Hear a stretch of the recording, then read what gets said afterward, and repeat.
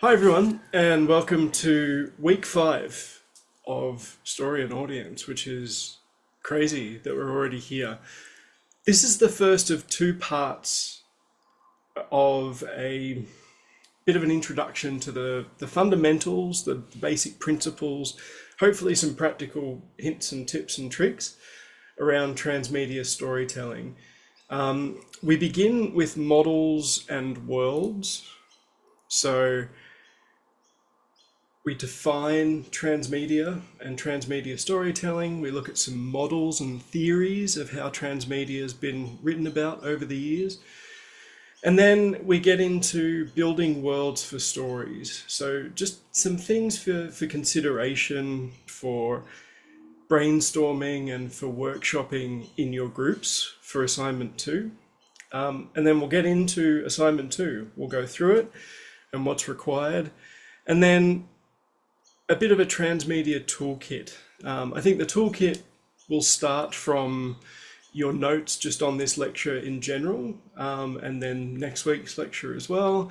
And then just keep taking little notes and reflections, and as challenges come up for you through the process, how do you resolve them? What do you learn from the people that you're working with? So this could be really handy, obviously, for reflection and for putting together assignment 2 and 3, but maybe even beyond the course, right?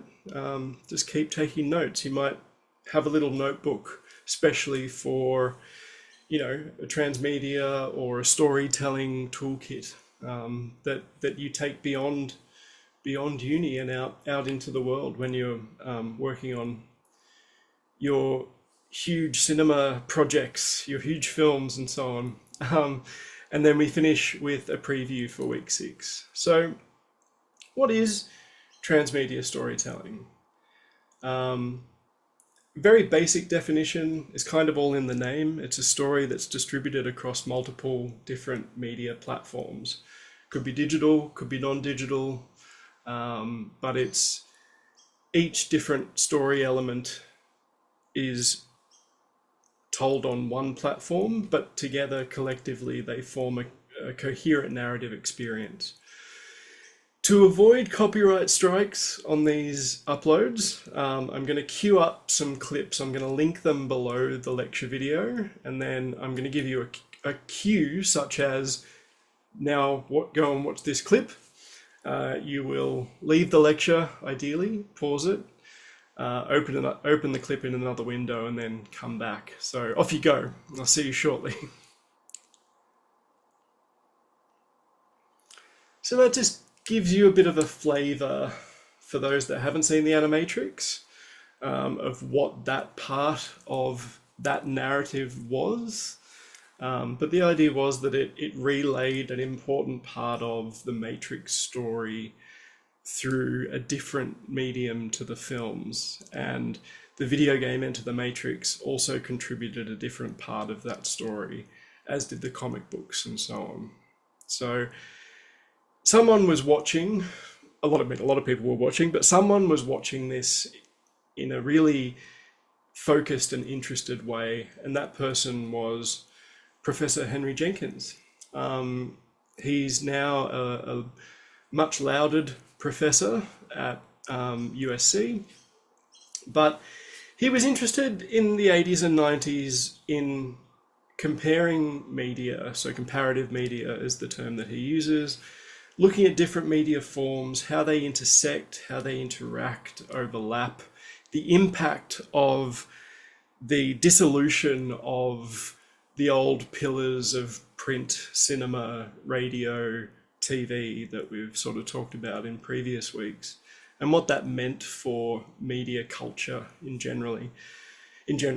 And Jenkins was also interested in participatory culture, so the ways that increasingly people were able to engage with the objects of their interest and fandom and so on in a much more deliberate, public, and intense kind of way, thanks to changing communication technologies and bulletin boards and the internet and meetups and blogs and so on. So it was kind of natural that he would watch the phenomenon of the Matrix keenly, and he wrote a whole book effectively about this called Convergence Culture. But he had a couple of great articles in the interim while he was developing it. And here's a lovely quote about TM storytelling. So let me start with the following definition of transmedia storytelling as an operating principle. So TM storytelling is a process where integral elements of a fiction get dispersed systematically across multiple delivery channels for the purpose of creating a unified and coordinated entertainment experience. Ideally, each medium makes its own unique contribution to the unfolding of the story. He then goes on to say, interestingly, we should be clear that narrative represents simply one kind of transmedia logic that is shaping the contemporary entertainment realm. We might identify a range of others, including branding, spectacle, performance, games, etc., which can operate either independently or may be combined within any given entertainment experience. We might also draw a distinction between transmedia storytelling and transmedia branding, though these can also be closely intertwined. And if you want, you can continue reading the quote. He gives an example. But some of this has been not dismissed, but responded to, argued with a little bit in terms of particularly the transmedia storytelling and transmedia branding distinction. I think there's a lot of overlap. Transmedia it never became a dirty word, but the process of examining transmedia experiences kind of fell out of favor just because everything is kind of a transmedia experience now. The way that it's kind of presented to the world is very transmedia. We have lots of media experiences happening across a whole bunch of different platforms. So the distinctions that I think Jenkins is making here were very of a time, and I think that audiences and narratives have evolved a little bit. But the guts of it are there in terms of multiple media platforms. It's not adaptation, it's distinct from adaptation. We're not converting the same story from one form to another. We are building and adding and expanding to a story across a bunch of different platforms.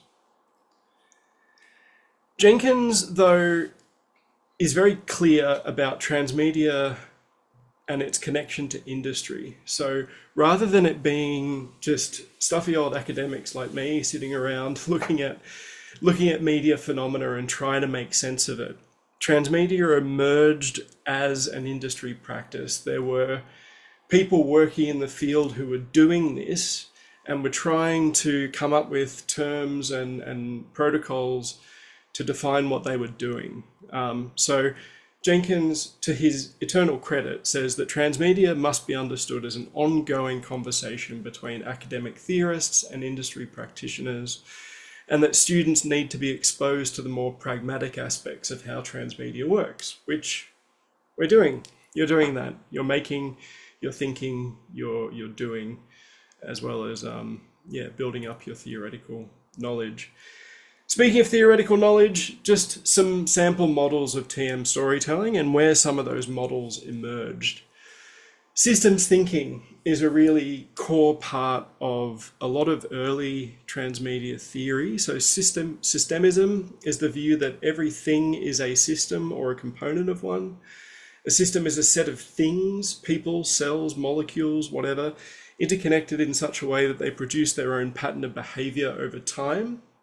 It's from Meadows in her wonderful book, Thinking in Systems. It's a bit more of a biological, anthropological kind of approach, but still relevant.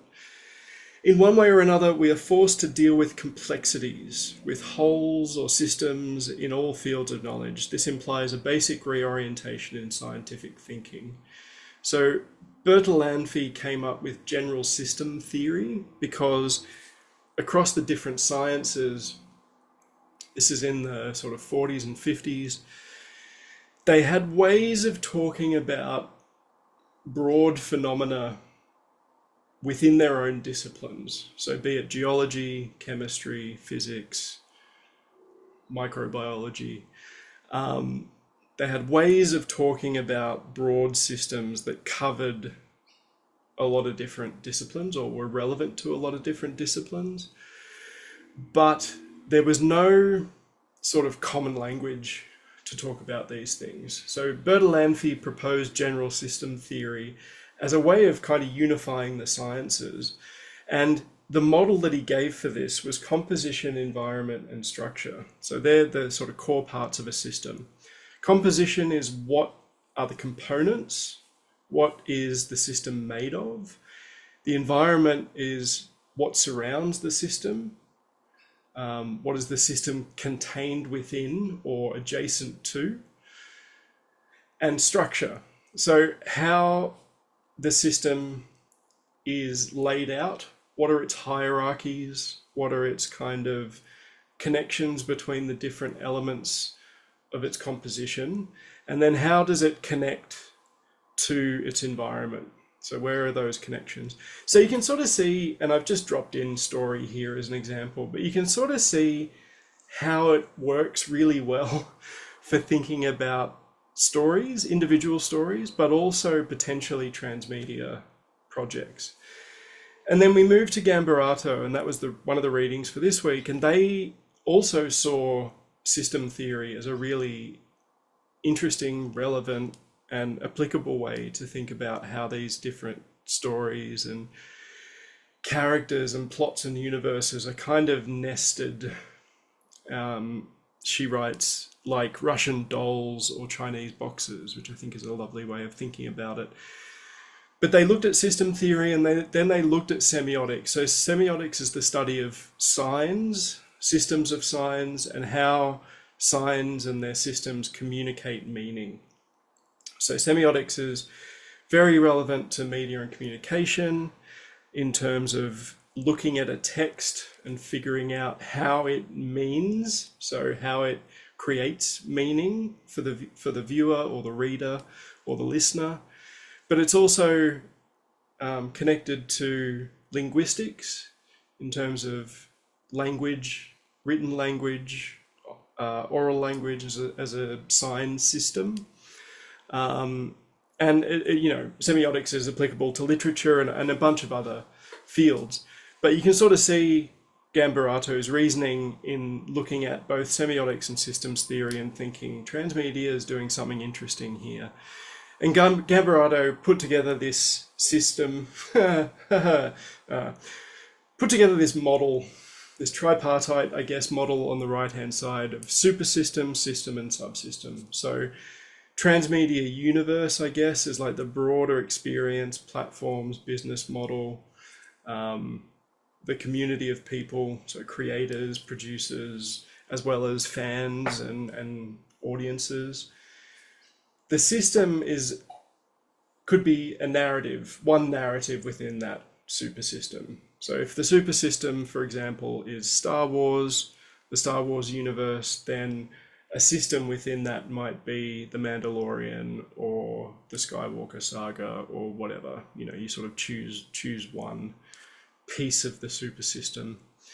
And then the subsystem is a part of that individual story. So a character, a particular setting or building. And the little sort of links and brackets here are just sort of, you know, the composition environment and the structure, right? She is using Bertalanffy's model there to structure that model. And complexity, you know, looking at it in this way gives you a way of talking about complexity. So a project is more complex if it allows user participation that will lead to unpredictable developments of the story and enhance the whole experience. So thinking about it in this supersystem, system, and subsystem way allows you to sort of grasp and grapple with potential complexity. Cultural memory is a really interesting way of looking at transmedia, and this is Harvey's contribution. He writes that cultural memory offers a theoretical and indeed thoroughly practical framework for comprehending the particular ways in which transmedia articulations are allowed to remember, misremember, forget, and even non-remember diegetic elements from elsewhere in a specific transmedia network. So he's writing here in terms of the ways that the different parts of a story universe are able to cherry pick different parts that they mention or reference. But I also like to think of cultural memory as a really good model for how audiences interact with transmedia narratives, in the sense that their ability to remember or, misremember different parts of films or books or whatever really contributes to their unique experience of a given story world or universe. Cultural memory is a term that's borrowed partly from anthropology, but also cultural studies and social sciences. And it's the ways that a culture or a group in society tells its story or keeps its story or selectively remembers its history, either individually or collectively. So it's a lovely little addition to the conversation around how transmedia functions for both the story elements themselves, but also for audiences. I throw materiality in here because a lot of the experiences I've had with transmedia storytelling, either as a creator or an audience member, have involved some kind of real world material aspect. So be it physical media, pieces of paper and things to collect, maps and so on and so forth, whether it's a live experience or a social experience with others, some kind of embodiment. So whether that's movement yourself or something that moves you physiologically, or it involves moving through a space to experience something or to find something. LARPs and ARGs, which is a fun thing. LARP is live action role play, and ARG is alternate reality game. I'm really fascinated with both, but particularly ARGs as a kind of potentially a really moving and immersive experience, but also its potential for misuse. I watched a documentary recently called The Institute from 2013, and they touched a little bit on some of the ways that ARGs can be misinterpreted, not misused, but misinterpreted by audiences, and some of the effects that can have. And then augmented and extended reality. So using technology, locative technology, smartphones, etc., to connect to the real world in some way. And there's some examples on the right-hand side there of student projects and more advanced in terms of budget projects. So the 9 Inch Nails Year Zero poster and ARG in the middle there. And yeah, just some great student projects that have come up over the years. There's also a marketing aspect to this, and Jenkins said that transmedia marketing isn't transmedia storytelling, and I don't think that's true anymore. I think there's also an element to which marketing in a transmedia / experiential way, maybe it doesn't contribute to the narrative per se, but it can contribute, I think, to the story world, the universe, the tone of a particular narrative and how you associate with that narrative.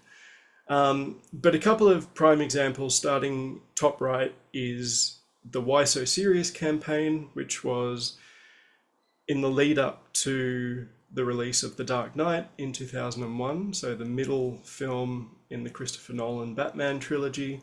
The Why So Serious campaign was partly real world, partly digital. It involved scavenger hunts and finding clues and letters and putting puzzles together and that sort of thing. There were cakes delivered to people that had a phone number on it.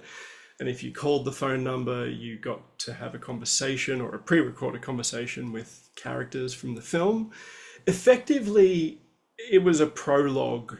The narrative of the experience was a prologue to The Dark Knight, and sort of set up this relationship, this interesting relationship between Heath Ledger's Joker, rest in peace, obviously, and Harvey Dent, that was the district attorney character played by Aaron Eckhart.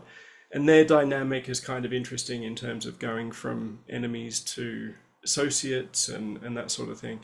But it did set all of that up in a really interesting way. There's a great video that I'll link either in the references or certainly below the lecture, where you can read about how it unfolded and what they did.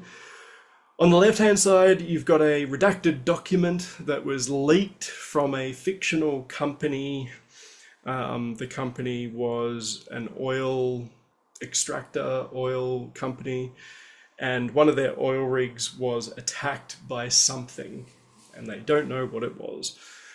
So this was a kind of hype-building, lore-building exercise ahead of the release of Cloverfield, which is a film that was produced by J.J. Abrams. J.J. Abrams is kind of an interesting figure in the transmedia space, and a lot of his distinctive properties that he's developed, so Lost, Alias, Fringe, and the Cloverfield films, all have kind of connecting story elements.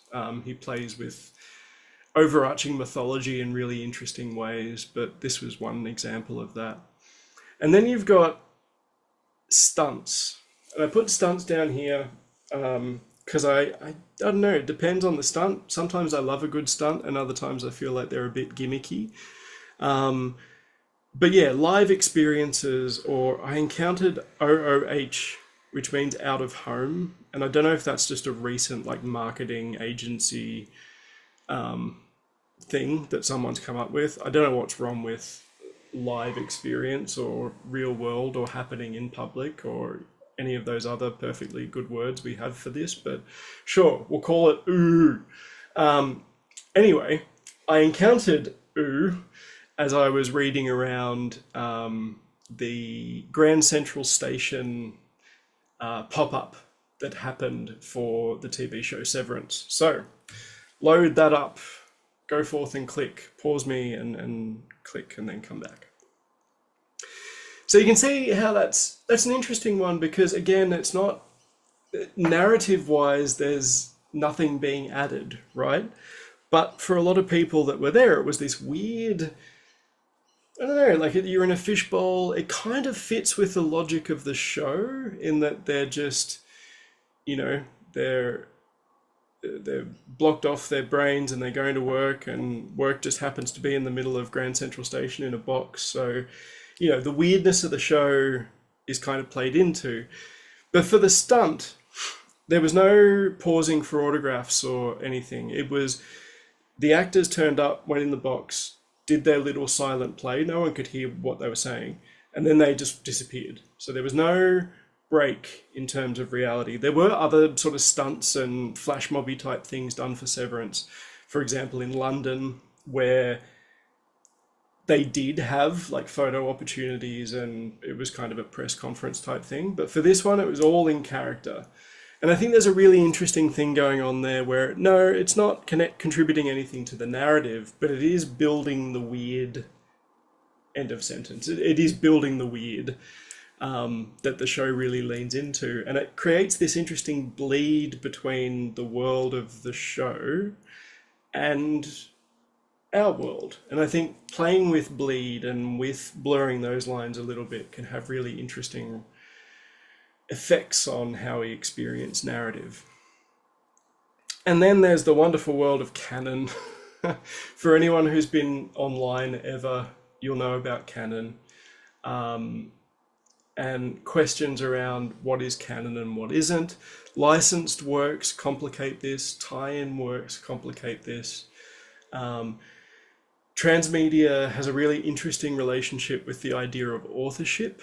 versus fan activity, this idealized author figure, often cis, het, white, male, pale male and stale in a lot of examples. Suzanne Scott calls a lot of transmedia producers kind of fanboy auteurs, which is a lovely alignment of words, and they're not wrong in the sense that a lot of the people that end up producing things like Star Wars spin-offs or whatever identify themselves as fans of the franchise, and then they kind of get put up on a pedestal alongside maybe others who might be better storytellers or better practitioners. But if you're seen as an authentic fan, then your output is considered more important, or more canonical, if you like. Jason Mattel is a great author on a lot of this stuff, and Murder, She Wrote is an old TV show, kind of murder mystery, where each show would be like a murder of the week that the protagonist would have to solve. But it was across like TV movies and TV episodes. I think there were some radio dramas as well, novels. And they messed with the continuity and the coherence of the world the whole time. But Mattel writes that the fans didn't care because they embraced the series because it offered consistent tone and familiar characters within the well-established norms of the mystery genre. So there's an element of audience forgiveness that is possible if you're sort of nice to them and don't sort of put yourself on a pedestal. Harvey also writes that conceiving tie-in media in terms of Jenkins' reproduction and redundancy suggests an author-centered approach, which might well be at variance with what a story world's audience understands of the diegetic universe they're engaging with.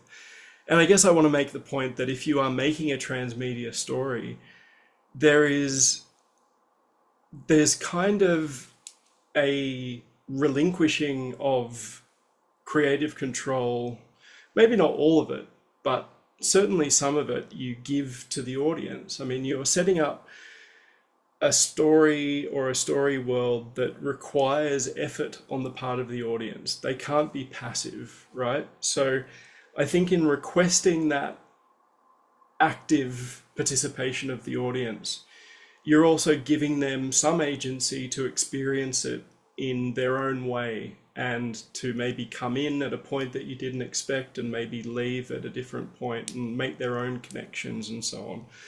So anyway, that's my 2 cents on authorship and transmedia. But yeah, it's a contentious area. In terms of setting up your own worlds and just some things to think about, there's story worlds within story worlds, there's settings as well. So I think the distinction between setting and story world is an interesting one to tease out and sort of have a bit of a definition for. The Thon reading gives 3 characterizations of different levels, I guess, of story worlds. So local story worlds are those that are contained within a single work. Glocal, that's not a typo, glocal transmedial story worlds are, they define it as coherent story worlds across media. I think what they mean is a story world, a consistent story world within which a number of different stories take place. And then global transmedial universes, which are potentially compounds of multiple different story worlds. So Marvel's the best example of that. I think there's some parts of that universe that feel a little bit in contradiction with other parts, but they just sort of smush them together and try and figure it out. How the Doctor Doom thing is going to work, I got no idea, but whatever. Robert Downey Jr. will just keep throwing money at it. The lovely phrase that Thon has for story worlds is intersubjective communicative constructs. I think that's really a great use of words, because story worlds are constructed by different forms of communication. So the media themselves of the story, but also the conversations that people have around them, and paratexts and events and premieres and the way that people have fan theories, that's all part of it. And intersubjective, so lots of different subjectivities, lots of different perspectives, are kind of how story worlds are. They emerge as well as sort of being built a little bit. The idea of redundancy, expansion, and modification is interesting. So Thon says that, you know, if you're looking at two pieces of a story world and one kind of cancels out the other, that's redundancy. Obviously, if one builds on some element or builds on that initial piece, then that's expansion. And modification is kind of how you tweak things within your story world or adjust the rules or the nature of the story world. And inevitably there'll be contradiction, conflict. You can try and mend the conflict. And often fans are really handy for this. Thon calls it fan charity, but it's like fans forgiving little errors and little glitches, or trying to make fan theories to plug the gaps. Setting up canonical hierarchies, so things that are a bit more official canon than others, and also licensing, so getting someone to write like an in-between book or something, which is something that some universes, like Star Wars, for example, have often done. Balanced and unbalanced is an interesting setup as well. So with a balanced transmedia, with a balanced TM story, all the different parts feel kind of even in terms of how they lay out their part of the narrative.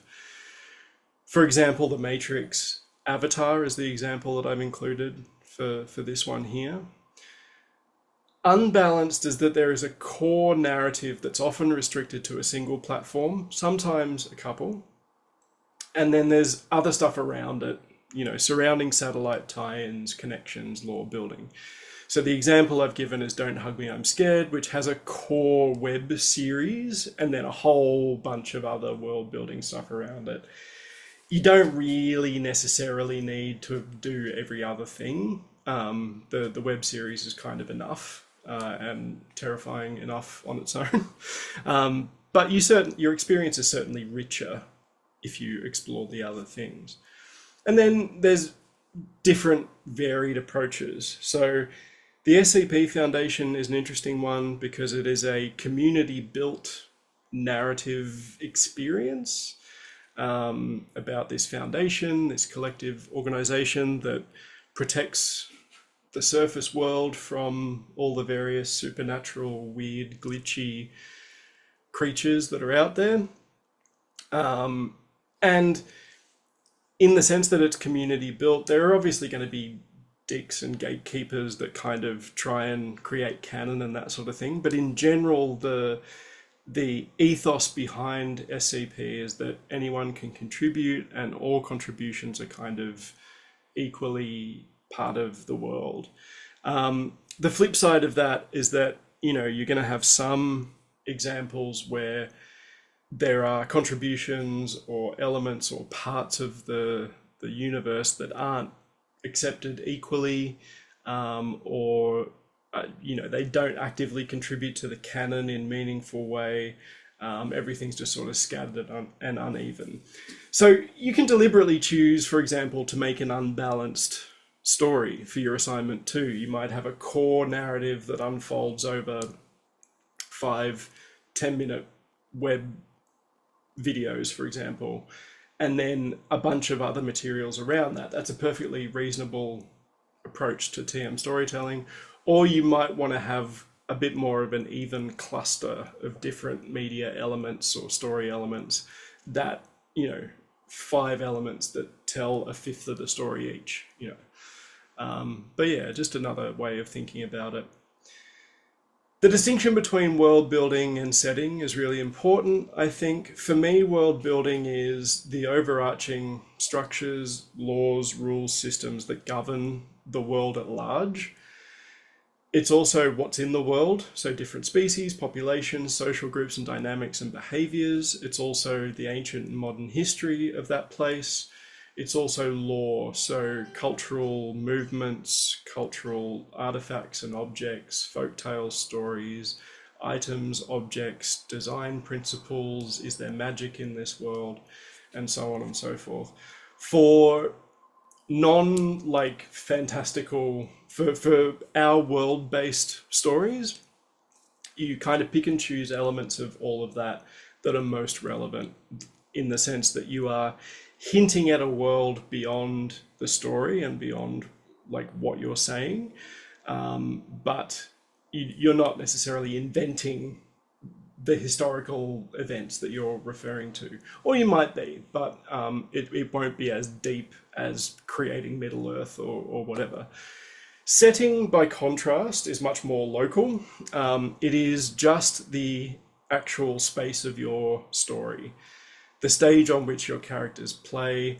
It will, for audiovisual production, it will have a direct impact on production design and location scouting, because that is what the audience will see in the actual story products of your story. A few different interesting things to think about is integration of character and setting, integration of character and story world. How much do characters care about the broader universe of the story, if they do or don't at all? Engagement dynamics of the audience, and complexity and contradiction. So how deep do you go with the world building versus how much is that world building referenced in the actual story? Because there is a real danger with epic like world building that you then want to show it off, and that can really put audiences off, because it'll just be convoluted and complex and audiences just won't care. You will, because you've sunk hours into it, but the audience don't have time for all of your historical timelines that you've come up with, or your species histories that you've the story of evolution in this world that you've created. The backdrop here, by the way, is a world map called Clichea, which is a fantastic thing to look at, because it's just all the cliches of fantasy world building. For assignment 2, you have to create a narrative and you have to create a story world. So again, if your story is based in the real world, your story world will be about what's relevant from history, culture, society. If events and people and stuff are kind of hinted at within your story, but we don't see them, that's your story world. Character profiles, including motivation, backstories, relationships, and arcs, and then the narrative itself. So you may wish to do this in a different order. Maybe you want to develop the story world and characters first and then do your narrative. It's up to you. But the narrative has all the key story beats and character moments. So if there's a core narrative on a single platform or 2 platforms, that's what you're laying out. If it's a more distributed narrative across multiple different platforms, again, without reference to the platforms, you just tell the story. The platform selection and design section is where you explicitly say what platforms are going to be used and what narrative elements go on each platform. And then audience engagement strategies is to finish off. So plan strategies, including marketing, to engage audiences across different platforms, including social media, interactive elements, and other transmedia components. That includes bringing audiences in, but also motivating audiences to move around the different parts of your story. So the minimum total word count is 4,000 words. You'll get there pretty quick. I think a lot of you are probably going to have a first draft that's way over, and the trick is going to be editing and cutting that down. It can be a hard copy, so you can have a chunky folder if you want. I love a chunky folder. I'll figure out how those are going to be submitted. You'll see in the submission it was going to be before the lecture, but there is no physical lecture. So we'll figure out how hard copies can be submitted, or in a digital form, obviously. So an ebook, a navigable document of some kind, like a PowerPoint, or it could be a wiki or a website. And we want lots of pictures, illustrations, sketches, maps, timelines, charts, and so on. Part 2 is produce some story elements. So you're not producing the whole story, but some parts of it. So you may produce a couple of short 1 to 2 minute webisodes, a teaser trailer, an interactive piece, like a little online thing, proof of concept, some sample scenes, physical maps, objects, artifacts. And we're going to give you some example breakdowns of, in terms of amount to produce. So it's the equivalent of 10 minutes of audiovisual material, but how that might break down, Guy and I are going to have a conversation about that and figure that out, and we'll share that with you.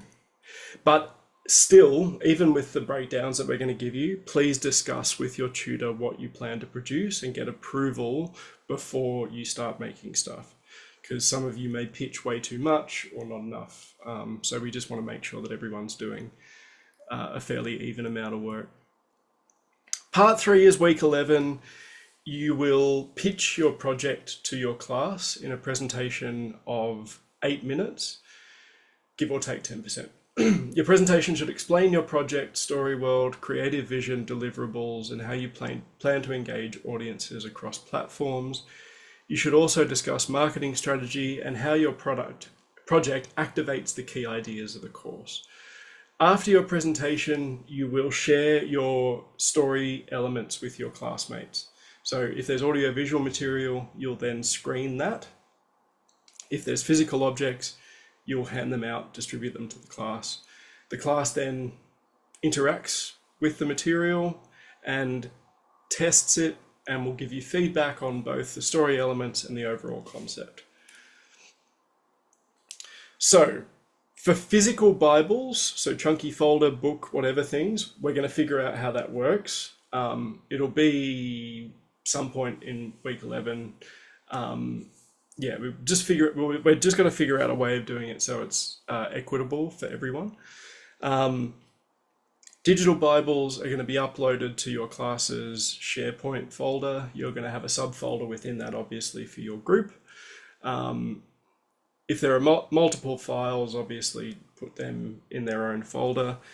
Audiovisual interactive elements are to be uploaded to that folder as well, and then your presentations will be delivered in class in week 11. Use of AI in this assignment is a little bit different in the sense that you can use chatbots. Sorry, no, you can't use chatbots. Sorry about that. You can use AI media generators to generate a little bit of your material. So up to 25% of the visual material for part 1, the Bible. So if you wanted to generate a couple of character pictures or something, that's all right. But the remaining 75% of the visual material must be your own work or found content. So royalty-free images, graphics, etc., all with appropriate sourcing, or produce it yourself. So you can draw, you can photograph, you can film, you can, do whatever you need to do. You can design yourself. No chatbots, LLMs, or AI media generators permitted for part 2. And no chatbots or LLMs to produce any of the content for part 1. You also are not permitted to use chatbots or LLMs to brainstorm ideas for your story. It's very easy to use these tools in that way, but we really want you to develop your own story and build it collectively in your group. It's a really wonderful skill to develop, and it's where a lot of the fun is. So we're going to work on collective group brainstorming techniques and so on and so forth in class. So in terms of building out your story world and making sure it's coherent, there's a few things to just consider. How much depth and detail are you actually going to go into for your story Bible or your TM project Bible versus what are you just going to sort of sketch out as a framework that is kind of just referenced or hinted at by characters? what is worth developing in terms of setting, backstory, geography, etc., knowing where things are in a timeline or where things are in a town can be important for particular kinds of stories. So choosing where to devote your energy is really important for this assignment, because you can very easily get lost in the detail. Figuring out what the setting is kind of more important in some way than building the world. I mean, you've been asked to develop a world, a summary of a world. Again, whether that's sort of fantastical or more grounded. But the setting in terms of the locations and where the story is going to take place is arguably a little bit more important rather than obscure details. How is the audience going to engage with the world? Are they going to care that you've spent hours developing a history of this character that you see for a minute? Or are they going to care more that you've got a good story that's really engaging, that hints at something beyond what they're seeing, so that they can get, excited about that potentially? So yeah, all things to think about. In terms of your toolkit, for part one, develop a history, geography, cultures, rules, and themes for stories based in our universe. Always outline also outline the key settings and elements of the above that are present and prominent and most relevant for your story. So draw maps, do up timelines, do tables, stuff like this on the left-hand side that you can see here. All of this stuff's great for world building.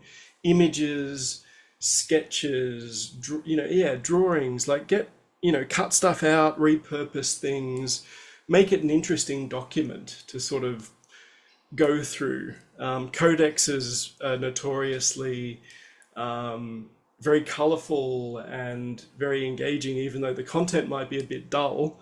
If you look up the Book of Kells or whatever, of course, it's very beautiful as a thing to sort of, if you have the pleasure of flicking through the Book of Kells, which I think not many people have had, but I certainly have not. But yeah, they're sort of chunky, very engaging pieces of material and work. So you'll build out all of this, and some of the lessons that you get from this are worth noting down in your toolkit, like what works, what doesn't work, where did you feel your time being lost versus directed well. And then for next week, you'll think about plotting, characters, narrative, and then beyond that, you'll also then develop tools and ideas for setting up audience interaction and interactivity, as well as thinking about platforms and how to spread and integrate the story across the different platforms. So start jotting down notes, get a little notebook if you want to sort of develop your toolkit. It's going to be really important for a really valuable document for you, I think, beyond the course, but also, to wrap up assignment 2 and move into the reflections in assignment 3 it's going to be invaluable. Just some things to think about. Traps that people fall into: spending too much time on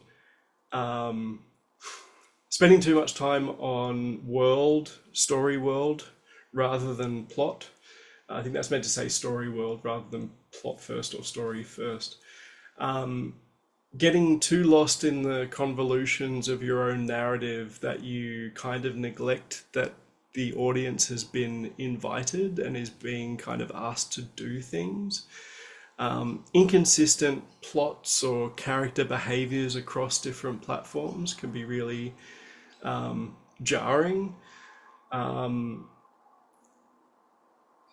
Whether or not you develop a character in a way that character needs, the audience is going to be the first to figure out that you haven't developed a character sufficiently, but at the same time, you can spend a lot of time developing a character and then you always want to show that off, and the audience is put off by that character's exposition, for example. So try try and invite the audience in rather than push them away. That's kind of the biggest one. For next week, we've got Guy giving a guest lecture. So many of you know Guy by now, but Dr. Guy Harris will be talking a little about character development, plot progression, scene setting and location, and also narrative tone. So it'll be a very, very interesting one. Thank you so much for watching this lecture. I hope it was of interest to you. And yeah, stay tuned for next week. Good luck in workshops, and I'll see you soon.